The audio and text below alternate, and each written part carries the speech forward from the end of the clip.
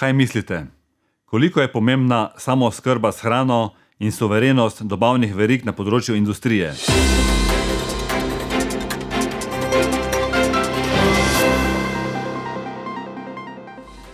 Dobrodošli v Evropskih stoječih novicah.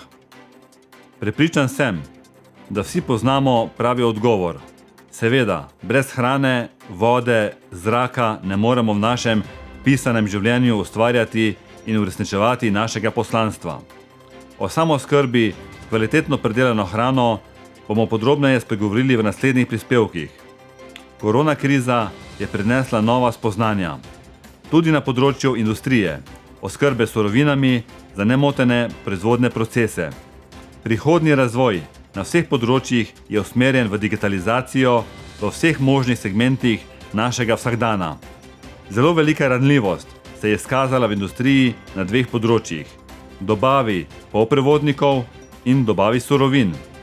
V vse bolj digitaliziranem svetu so polprevodniki sestavni del opreme in izdelkov, ki jih vsak dan uporabljamo.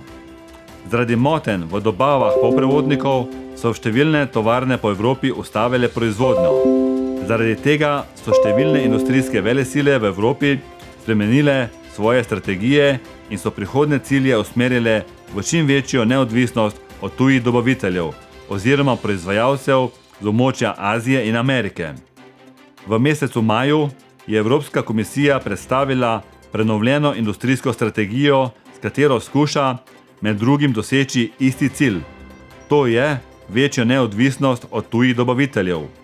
Proizvodnja polprevodnikov je bila prepoznana kot strateško pomembno področje. Vsakdanja razpoložljivost s hrano je v sedanjem času samoumevna, kot je samoumevna razpoložljivost z vsemi dobrinami iz področja tehnike in industrije. Vendar nekaj popolnoma samoumevnega v naslednjem hipu ni več samoumevno in v trenutku spoznamo, da je edina pomembna samoumevnost oskrba s hrano, vodo, zrakom, torej naše življenje je odvisno zgolj od tega, kar nam zagotavlja preživetje. Koliko pa sami cenimo to, kar nam zagotavlja preživetje, je pa drugo vprašanje. Vsi verjamemo, da je ranljivost evropskega kmetijstva razmeroma nizka, da bi bila ogrožena oskrba s hrano. Vendar svetovni trendi in politike lahko v sodobnem času producirajo na zelo enostaven način krizne situacije, katere povzročijo v določenih regijah izredne razmere. O prvem zaprtju zaradi COVID-19 v lanskem letu je v medijih hitro zaokrožila novica o možnosti pomanjkanja hrane, ki je povzročila določeno mero zaskrbljenosti in razmišljanje o ranljivosti prehranske verige.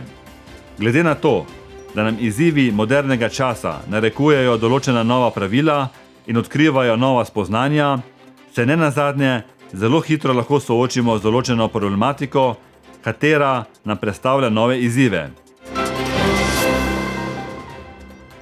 Naše poslanstvo v prihodnje bo v veliki meri podrejeno prilagajanju trenutnim situacijam in uravnoteženemu razvoju. Zaradi tega poskrbimo in presodimo, kaj je v življenju najpomembnejše, in tako bomo odkrili nova spoznanja in nove poti. Ne živite v preteklosti, ne sanjate o prihodnosti, ampak osredotočite se na sedanjost.